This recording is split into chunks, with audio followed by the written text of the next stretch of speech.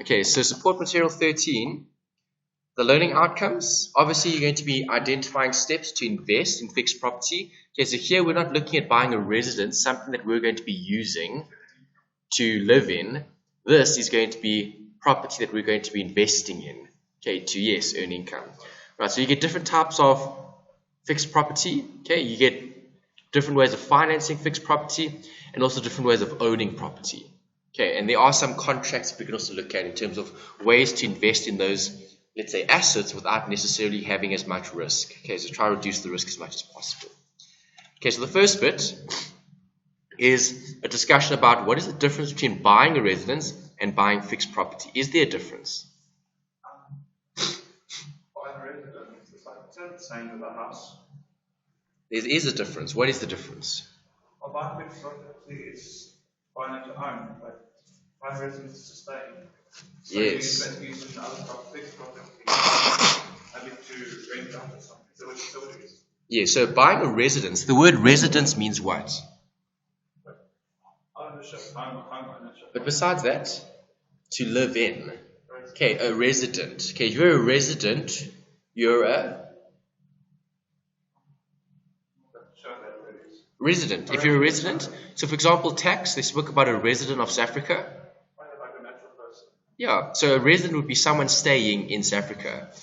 Right, the whole idea of being a resident and paying South African tax, right, in terms of being a non-resident or a resident. Okay, so SA-based tax or worldwide.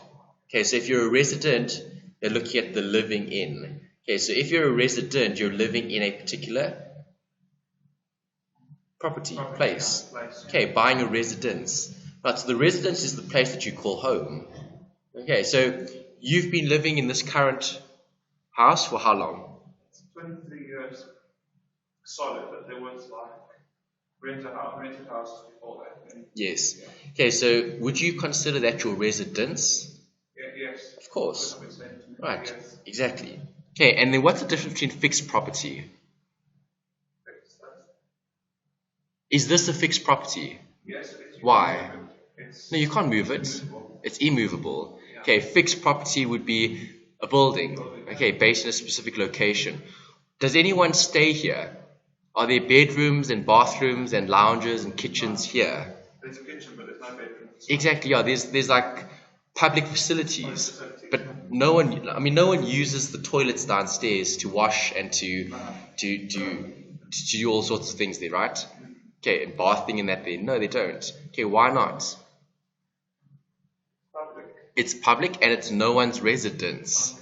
Okay, no one lives on this particular premise. Okay, obviously the Virgin Active and the Boston company obviously lease or let's say have a relationship or partnership in terms of the lease and managing the fixed property.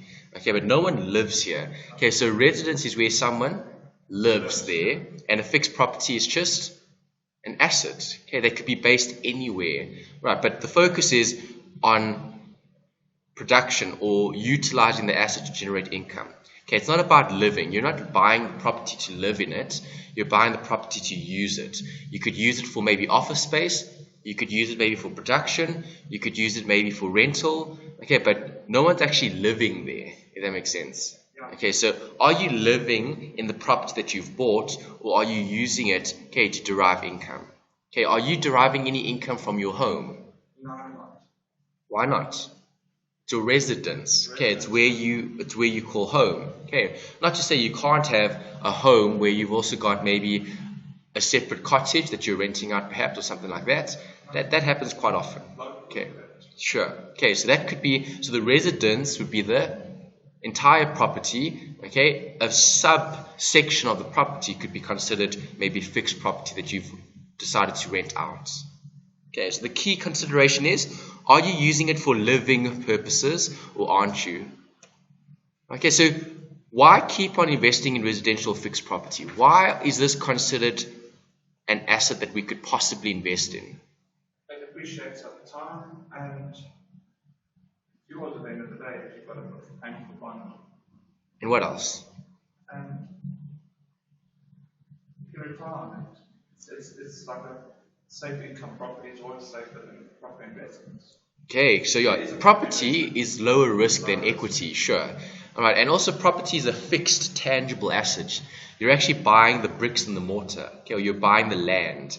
Okay, so it's almost like a resource that you can control that should be able to generate future economic benefit. Okay, so there's a lot of different reasons why people invest in property. Another reason could be you just like the asset class. Some people just like investing in property. Okay, it all depends on you as the investor, okay, or as the, let's say, the owner. Okay, are you going to want to own all those property, okay, or houses or buildings? Okay, it all depends on you. Okay, and what is your risk profile? All right, so something else to consider is this: tax. Okay, why would we want to hold more property in terms of tax considerations? Property is considered what? Capital. Do you agree? Okay, so obviously the house or the building would be seen as the capital, and what you derive from the building or land would be seen as fruits of the capital, which is income. Okay, that's your tax. That's your tax. What's the tax again? The fruit of the capital is income. Income, so you tax income. Yes. Okay, so income is taxed at income tax. Capital is taxed according to what? Income is taxed according to income tax. Capital is taxed according to? Capital gains. Good, CGT. Alright, something else that you spoke about, maybe retirement planning. So someone could invest in enough property and over their lifetime accumulate assets, or assets rather. Okay, and then at some point in time they would be able to live off the income of those houses, okay, or offices. Okay, and then asset accumulation, which we spoke about, right, you did say houses can appreciate, okay, and appreciation is good. Okay, depreciation is bad. Okay, so you wouldn't want to buy more cars, but if you're not using them, okay, you'd be wanting to buy more property, okay, because that will appreciate rather than depreciate. Okay, so some other advantages that the textbook talks about: ownership. Why is that an advantage? You also think that today. And what can you do with that then? You can open it, rent it out. Besides that, if you own the asset, it's seen as? Collateral. Yes. And what do you do with collateral? Not much. You use it to secure more loans. Okay, so secured versus unsecured lending. Okay, secured lending will have collateral. Unsecured lending won't. Okay, so with the ownership, okay, also comes certain risks. Right, so is ownership an advantage? Yes. Can it be a disadvantage? Yes. Yes. Okay, and what disadvantage could you have with ownership? Can't pay a fine. Besides that, think about the ownership of the actual property. What must you do? Pay rates and taxes. If you don't pay, they sell your house. Correct, costs. Alright, so running costs of keeping the property in a usable condition. Okay, so definitely maintenance, repairs, insurance, right? And other costs that could be associated with that property. Okay, other advantages could be cash flow. How does a property create cash flow? You rent it out, right? Correct. Okay, and wealth accumulation? That's pretty easy. Yeah, that's on your balance sheet. Correct. Property is what on your balance sheet? It's a non-current asset. Non-current assets, a fixed non-current long-term asset. Okay, so with long-term assets, there should be long-term growth. Okay, and wealth accumulation over time. Right, security of capital. Obviously, a property would be seen as being more secure, okay, than something that can be moved around. Okay, so a vehicle isn't as secure because it can be moved. All right, I mean, can someone steal your house? Well, no, but they're doing it. No, but I mean steal the house, as in like lift it up from the ground and take it to another place. No, they can't. They can't. Okay, they can't steal the house. They can steal what's in the house. Okay, so security of capital, the house is a fixed asset. Okay, you're not going to take everything up from the ground, move it to another location, then live in it there. You're not. Okay, but cars are movable. Equipment, jewelry, okay, valuables, right, electronics. television sets, and so on. Okay, those are all movable. Okay, so security of capital, property is actually seen as being, inverted commas, more secure because it's fixed. Okay, a building, you can't steal the building. Right, you can steal what's in the building, see, but that's movable. Okay, so that's another advantage in terms of property as being an asset class. Okay, leverage, what is leverage? We looked at it in finance as well. I understand leverage, I know what leverage means, but nobody paying your bond is up and down, but No. Leverage is using credit. Okay, using credit, leverage. Okay, so if you've got lots of leverage, you have lots of debt or credit. Okay, tax consideration. We spoke about this. When you sell your house, you pay a couple of CGT, yes. Okay, CGT is applicable, not income tax. Okay, so that could be an advantage that you could maybe make use of. Okay, and then inflation. If it's a good, it'll increase, but if it's a bad inflation eats it up. Exactly. Okay. Right. Then some disadvantages. What is illiquidity? Well, let's start with liquidity. What is liquidity? Have enough money out to buy future expenses. Yes. Okay. So something is illiquid. Shortage of funds. Correct. So you can't pay for the short-term obligations. Okay. So disadvantage of property. It's an illiquid asset. It's difficult to buy and sell quickly. Okay, it takes time. Okay. So you said your neighbor is the property currently on sale? It was sold. Oh, it was sold. It was sold, I think, in March. So how long did it take for them to sell it? 4 months from December. CC. November, December they listed it. Yeah. And then afterwards, Illiquid? it is a liquid, very liquid. Took 4 months just to sell their property. Okay. Right. Property management is another disadvantage. If you've got lots of property in terms of being an asset class as part of your portfolio, you obviously need to manage it. Okay, so you might need to hire a property management company to assist you with all the admin, okay, and the maintenance and the repairs. So I used to work, when I wanted to work, I used to work with, so I saw these things with rental union statements. I was like an estate agent. Okay, so what do? They manage the property collected the rent and pay it over to the owner. yes, after all the deductions, water and lights, Yes, rates, taxes. yes. Okay, so depreciation, why is that a disadvantage? You can't depreciate a house. So you can't. Okay, is depreciation good? It is good in a business sense that you can't. Why? What does depreciation offer the business?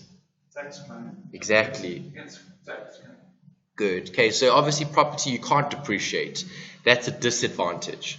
Right, property law and regulation, certain things you can and can't do. Right, economic cycles as well, and legal complexity. Okay, it can be quite difficult, right, to obviously buy and sell property. There's a lot of process that needs to go through Yes, the law and regulations are the things that that manage the actual asset class.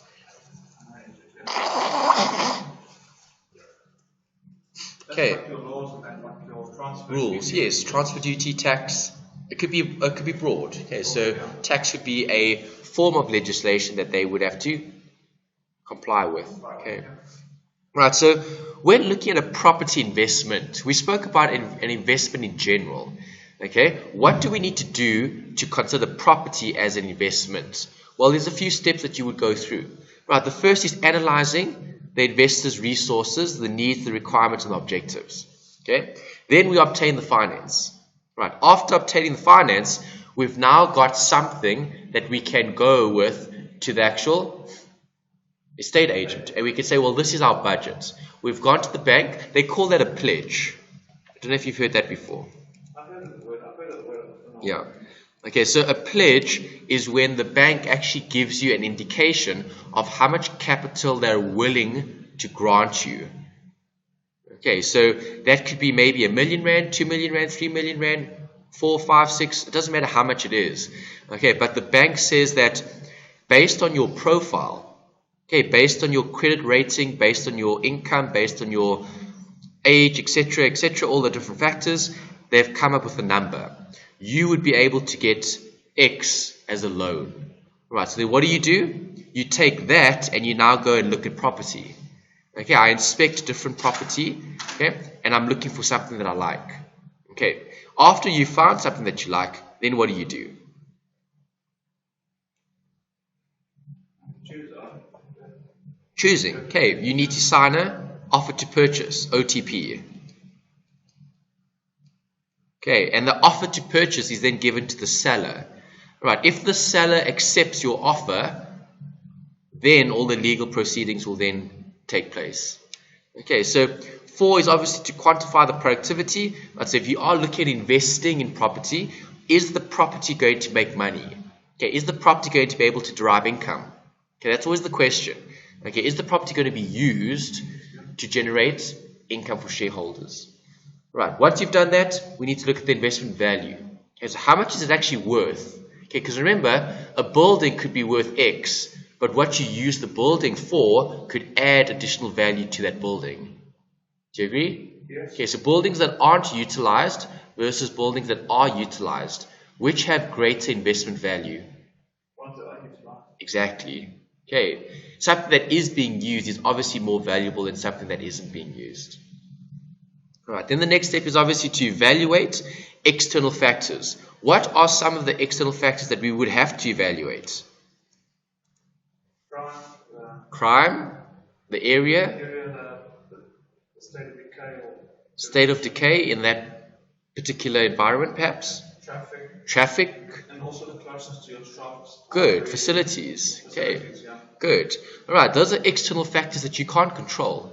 Right. So do you agree? If we're in an area where we're surrounded by lots of schools, we're surrounded by a lot of malls and shops, we're surrounded by lots of police stations, fire stations, public healthcare facilities, good or bad area? That's a good area. Okay, compared to being somewhere far out in a remote area with very, very little facilities. No gym, no shops. You got to drive 10, 15 kilometers to find the nearest grocery store. Okay, location compared to the other scenario, not as good. Okay, so that's external factors. And obviously areas develop. Right, so the big development that's happening in South Africa currently, or that's still being developed, a lot of it has been complete already. Midrand. Yeah, you've probably heard of that big mall. I think we spoke about it, yeah. Biggest mall in the southern hemisphere.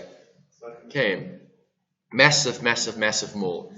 Okay. That mall, in terms of development, would have added value to all the surrounding property in that particular area. Okay, that's an external factor. Okay, so when new developments arise, depending on what it is, it'll either add or take away value from your property. Okay, that's also something to consider because we're not looking at living in this property. Do you agree? We're looking at investing in property. Okay, so pick your area very carefully.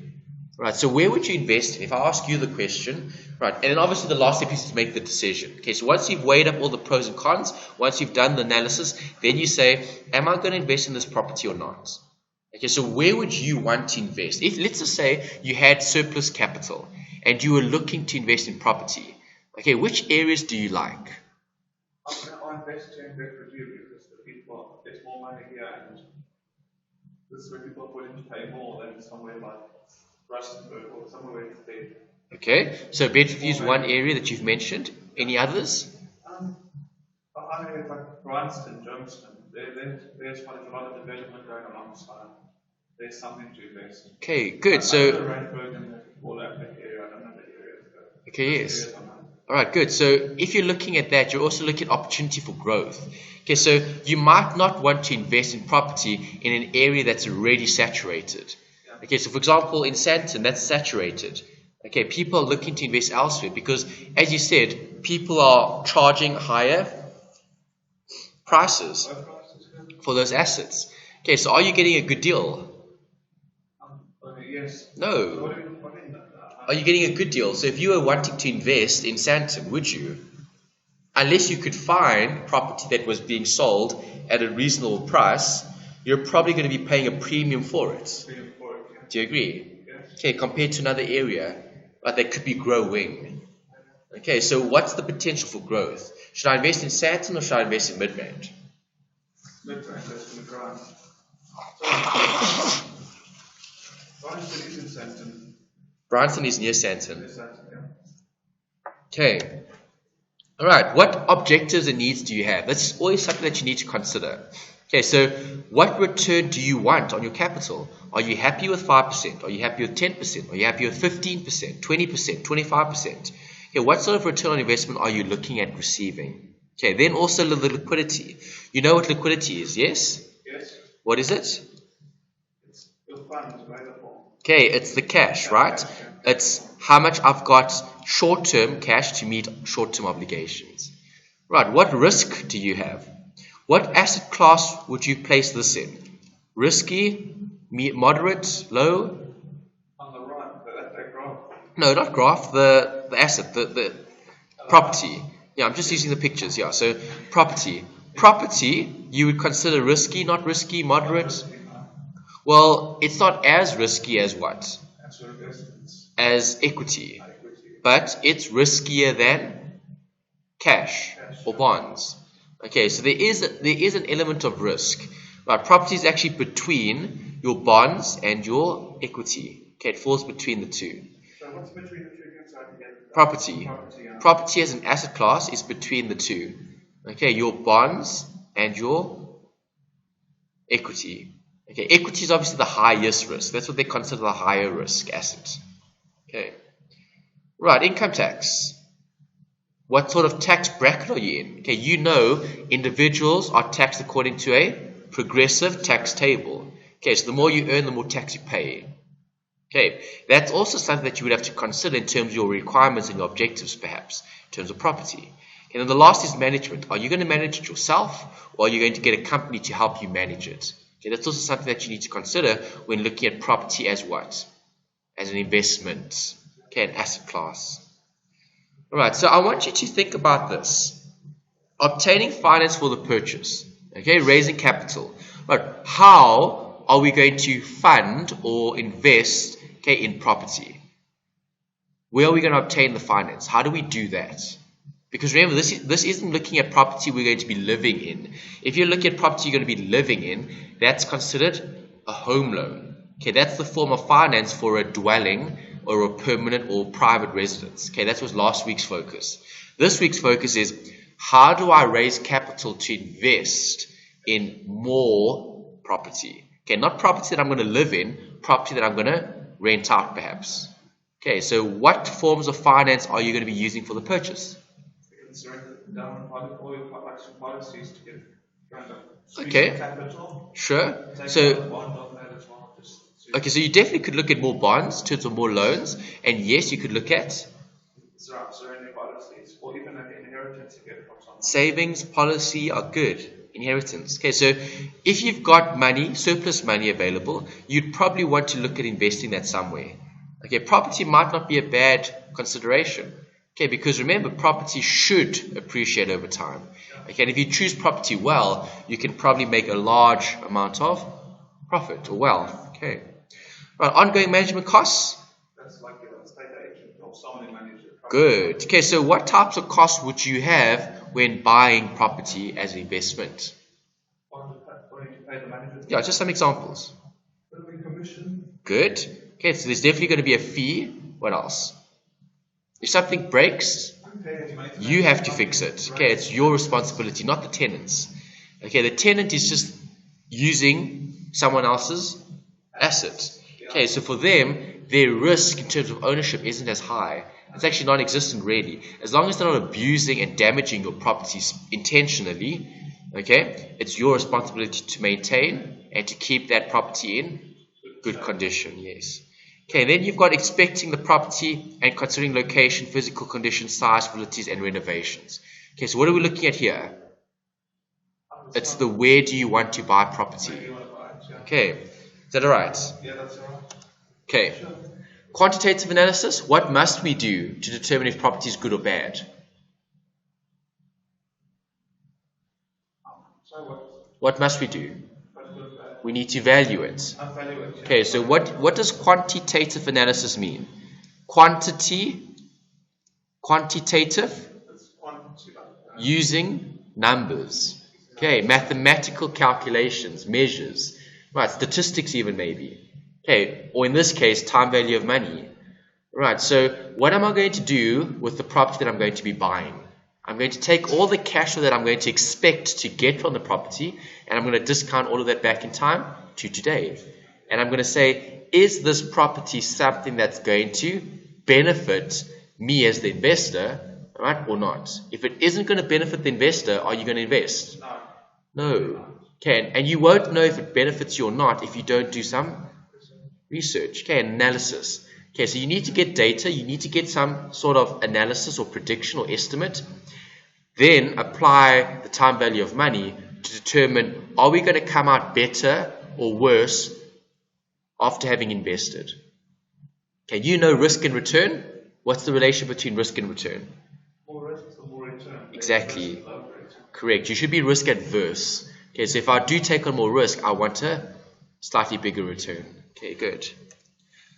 Right, there's a note about valuing property. Okay, we'll look at some examples just now. Okay, I want to show you something shortly, okay, after this module, and then we'll take a slight break and we'll come back and look at the last section. Okay, so if we're looking at quantitative analysis, you know we're measuring property. Do you agree?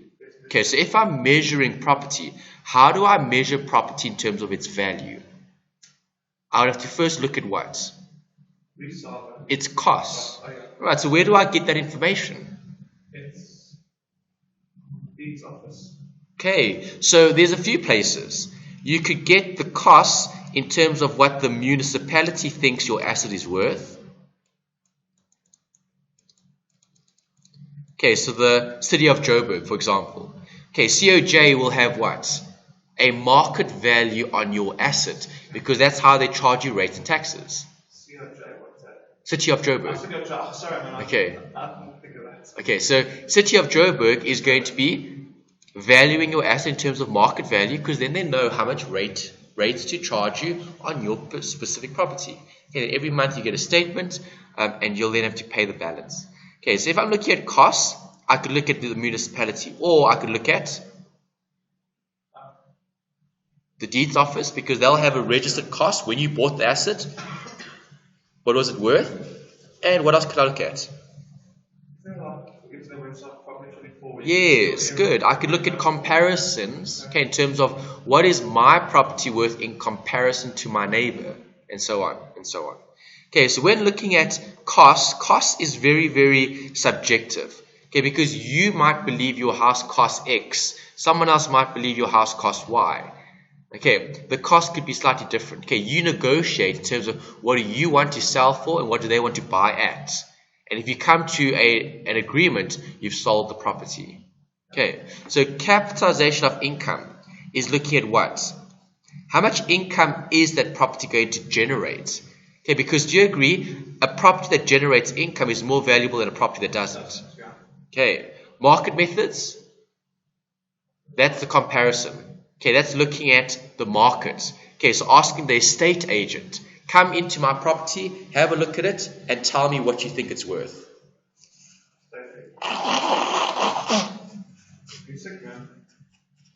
I think I'm getting it. Okay. Right, and then mathematical models. So estate agent is your market method. Estate agent would be part of the market, yes, because the estate agent looks at lots and lots of property. Okay, so they should be an expert, okay, in terms of valuing property. Okay, they should have a better view on what it's worth, because they're looking at more assets rather than less. Okay, obviously they've got more information. Okay, mathematical models, you could build a model to determine value. Right, then I've got a note here: investment value considerations. Right, certainty or uncertainty. What do we have?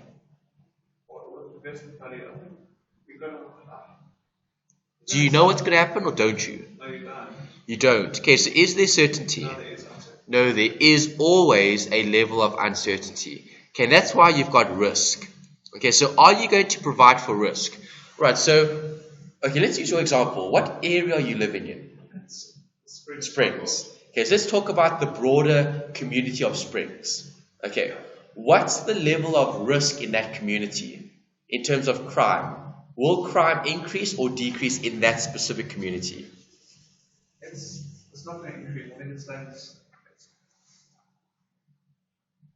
the next few years it might increase. Because if more people do build, there's more houses built around it, more people come into the town. Okay, so if you look at investment value, risk adjusted, is that a risk? It's Crime is definitely a risk. Can we measure crime? once you know all the reports. Okay, we can measure the incidence of crime, but we can't measure crime itself. Okay, we can measure how many people get robbed. We can measure how many people get hijacked. We can measure how many people get killed or murdered. Okay, we can measure those incidents of crime. Okay, we can measure theft. But we can't really measure crime in itself. Okay, how do you measure crime? You can't. Okay, you can measure incidents of crime, okay, as a way to determine if crime is increasing or decreasing. Okay, so recently in South Africa, we had crime statistics being published. Okay, and what did they find? I think that face-to-face has increased, so there's always a risk of. Yeah, violent crime has actually gone up. Okay, so the number of murders have actually increased. Okay, so I think about 51 people a day. I don't know what the stats are specifically, but yeah, according to the research, okay, in terms of the statistics, yeah, crime is stubbornly high. Okay, the government hasn't had a very good success rate in terms of trying to reduce crime. Okay, why? It's part of society, unfortunately. Right? We need stricter maybe rules. We need stricter police, perhaps. We need more police, maybe. Okay, to try to reduce crime. Okay, it's societal factors. Okay, unfortunately. Okay, and crime also stems from certain problems. Okay, so it's because people are unemployed. It's because people are maybe desperate. Okay, in terms of poverty. You get a big gap between the rich and the poor. Okay, so what are the poor supposed to do? Okay, if you're hungry, right, as a poor person begging on the street, okay, and if you don't get any handouts, your last resort is crime, unfortunately. And that's a very, very real consideration for property investment. Okay, you don't invest in an area that has a high level of crime, or you don't invest in an area which is seen as being more risky, okay, in terms of crime, death, murder, and all sorts of things. Would also be on neighbours if they also consider it. Oh, you go and view the house and there's music and you go and get viewed. Is that a risk? It's for your tenants, it would be because well, customers. If it's a house, if you're living in a communal type of setting, so let's say if it's a flat or an apartment or an estate, okay, where you're part of a larger community, okay, then there's exactly. Then there's a set of rules, okay, a set of body corporate rules, okay. But I mean, if you're owning a house, so for example, you guys have a house, so if you decide to play your favorite music at the maximum volume, okay, what is your neighbor going to say? They'll complain, but do they have the right to complain? Well, if it's within certain hours of the day, okay. But I mean, if you're just enjoying your favorite music at 1 o'clock in the afternoon, that's fine. No one can say anything, right? Because it's during the day, there's noise everywhere during the day. Okay, but now if it's 2 a.m. in the morning, okay, or 3 a.m. in the morning, and now you're playing your favorite music at the top volume, right? Does your neighbor now have a right to complain? Yes, I do. Okay, because now you're disturbing the peace, okay, or you're disturbing their sleep, right, in that particular environment. Okay, and it's not only them that's going to be complaining, it's going to be everybody. Okay, all your neighbors. All right. I mentioned because I watched a show called I've Been Neighbor Next Door and past experiences from the house. Yeah, there's a film about it, Bad Neighbors. I don't know if you've seen that film. No, I haven't. With who acts in it? That guy, that comedian. I forget his name now. Sure. Okay, we can look for it. Bad Neighbors, but that's something that's a risk. Okay, I mean, yeah, it was Bad Neighbors. So it was quite an old film. I can't remember all the detail, but it was I think it was like a newly married couple or something. They came to a suburb, and then their inverted commas bad neighbors are these like youngsters. It's like a married couple, and then you've got these like college kids. Okay, and they have like house parties and all sorts of things, and it creates a problem. Okay, and they become bad neighbors. It becomes like a feud.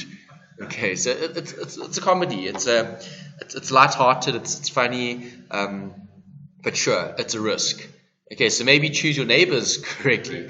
Okay, maybe find an area where if you want peace and quiet, you maybe have older people. Okay, so people, maybe professionals perhaps, or retired individuals, right? Because you're not going to have parties up until 2, 3, 4 o'clock in the morning. Okay, but now if you're obviously looking at that lifestyle, then find somewhere where you've got neighbors like that. Okay, it all depends. Okay, so I've put a list up here. I want you to think of as many factors as you can think of that will affect property. I've put a few here. If you want to identify all of them here, great. Okay, but let's see if you'll be able to identify factors, any factors. Here are some that you can consider. There could be others. Okay, external factors that affect property. It's a political situation. Good. Politics isn't here. Okay. How is that going to affect our property?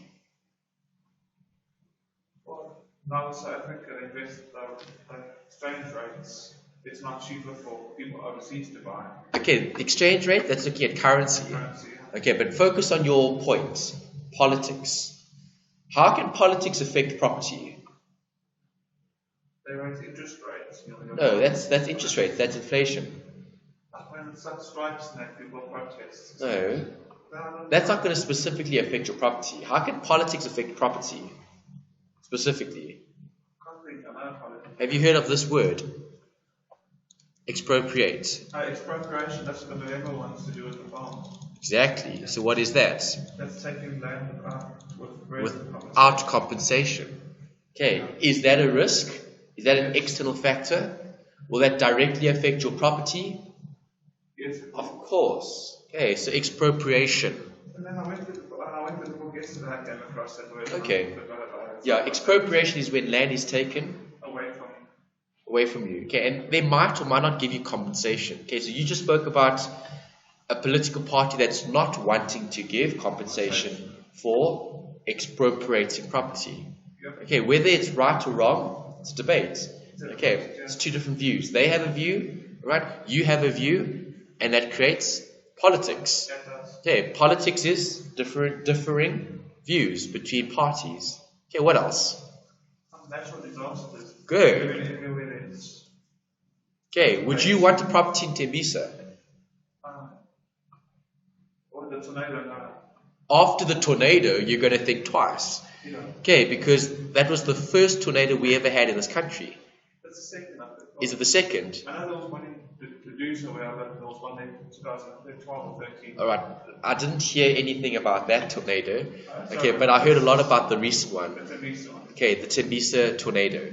Okay, so is that an external factor? Yes. Will that affect your property? Yes, it will. Of course it will. Damage. Definitely. What else? Well, volcanoes got the same thing as tornadoes, natural. Natural resources, there's mines and jobs.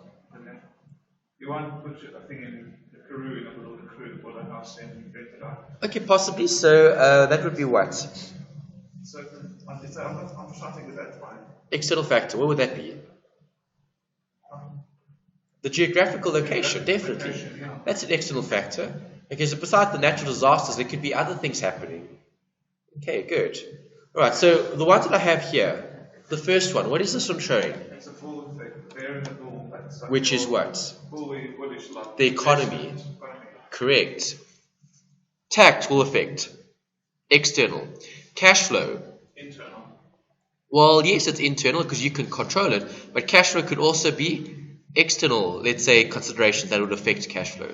GDP is the economy, so is it doing well or not? Inflation also related to economy, and then obviously exchange rate that can also affect your property. All right, so there's different types of fixed property investments. Remember, we're looking at what? Investing. Okay, so residential property, what is that? That's your house you stay in. No, we're looking at investment. That's not correct in the suburbs to rent out. Correct. That's property that you're buying for someone else to live in. Okay, holiday home is what? It's like an investment. Cape Town, you can rent it out. Correct. House in Cape Town. Sectional title, what is that? That's It's like a complex. I think everybody buys their own house and Exactly. pay levies and stuff. Correct. Okay, that's a complex situation. Okay, share block. What is that? This is not to confuse. The share block and session title under the same way everybody buys. Very similar. Yeah. What's the difference? Okay, so a share block is when you're owning like a share. It's like a share in a block. Okay, so if I use an example in the textbook, let's do that rather. Because that's confused me. Where did I put the textbook?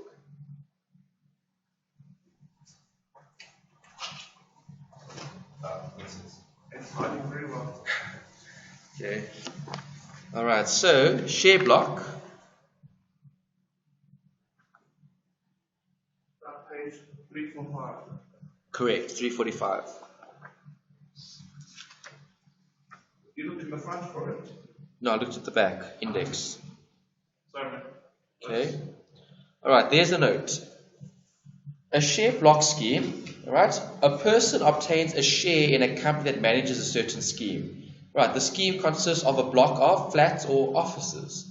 Okay, that's all it is. Okay, you're owning. It's like a share. Okay, a share block. It's like a share of the property. Okay, but not just one property. It's a block. Okay, so a building. Okay, and you're owning shares in that building. Okay, so maybe you and I have shares 50-50 in a building of flats. Okay, share block. What do you mean? You own the house in the share block, and also. Okay, a share block is different to owning a house. A house is residential property. A share block is when you own shares in a unit of flats or offices. It's different. So you don't own the building. Well, you own a share of it. Share of it. Okay, it's slightly different. Yeah. Okay, timeshare. That's like a scheme that people pay every year to get levies and you get the right to stay at a house in holiday time. Correct. There you don't own the property as well. You just have the right to use. The time, the right to use, exactly. Okay, good. Okay, so during December you might have a timeshare. Okay, and people can buy and sell timeshare, or you can exchange it. Okay, so you've got timeshare in Cape Town, someone else has timeshare in Durban. You don't want to go to Cape Town this year, you want to go to Durban rather. Okay, you can exchange your timeshare. Okay, commercial property is what? That's like your building office block. Exactly. Good. Syndicates? Wow. Property syndicates? That's where people invest in a scheme when they're all together. Yeah, okay, so a syndicate is normally like a private type of setup where the syndicate or the group of individuals invest in property. Okay, it's like a private investment almost. Okay, developers or construction of property, obviously those are new developments. Okay, so your new complexes, your new houses, your new property. Retail shopping centers. That's like the shops, like we can play a game. Okay, it's the shopping center. So it's the mall. Right, so remember we're looking at property as the investment. Okay, so investing in the Mall of Africa. Investing in East Rand Mall. Investing in Sandton City. Okay, those are retail shopping centers. Office space? That's commercial. Yes. Okay, it's a space for desks and chairs and people to work and use. Industrial. What is it? Or how is industrial different from commercial? Industrial is smaller. You're dealing with one factory. No. Okay. Factory is the key word. Industrial is blue collar. Okay. Commercial is white collar. Okay. Blue collar would be what? Manufacturing. Okay. So blue collar workers, as in there's no office. Okay, so they're working in the factory. Right, it's products, it's chemicals and those types of things. Okay, industry. Okay. Possibly, yes. Yeah, that's the example of industrial. Okay, undeveloped residential business property. What is the white collar one again? White collar commercial property. White collar. White collar means suit and tie. Okay, so going to Sandton and sitting in one of those office buildings. Those office buildings there are commercial property. The office buildings here on the East Rand, you see lots of factories. What are those? Industrial. Exactly. The East Rand, yeah. Okay. Then undeveloped residential, that's... Undeveloped meaning it's open land. Land that's being prepared or ready for development. Okay, retirement village. That's basically a lost investment. all folk come to live the rest of the days. Yes. What if Hotels? It's a form of investment. Investment is a holiday stuff. So. Correct. Student accommodation. Jeez. Yeah. Okay, res. Res like you can get. For students. That's an investment. You can invest in that property for students to live in. And there's always going to be students because there's always university. Okay, golf estate. That's also property you can invest in. Yeah. And then property unit trusts. That I'm not sure about. Unit trusts are collective investments. Okay, everyone contributes to a pool of funds, and that pool of funds is invested in assets. Okay, but this is a property unit trust. So the unit trust is investing only in property. Okay.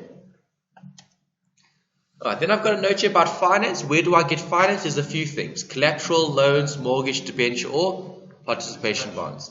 Okay. Debentures are like shares for debt. Okay, it's like taking a bond and splitting it into lots of different bonds. Okay, smaller bonds. Okay, you looked at that in FAC. If I remember, is that like taking like the debts out of a company and you get the money from them, or the interest? No, it's a share. It's a bond. So for example, 100 million is what you need to buy property. Okay, is one company going to give you 100 million? No, they won't. They could, but it's going to be difficult to find one company that gives you 100 million. So what do?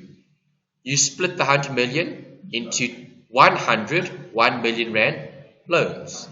Okay, will 100 companies give you R1 million? Yes. That's more likely to happen. Okay. Right, and then we've got property considerations here in terms of contracts. Obviously, government can change legislation. There's administration to obviously consider, and obviously the real estate industry as a whole. Okay, there are certain rules and regulations that need to be met. Okay, and that wraps up that section.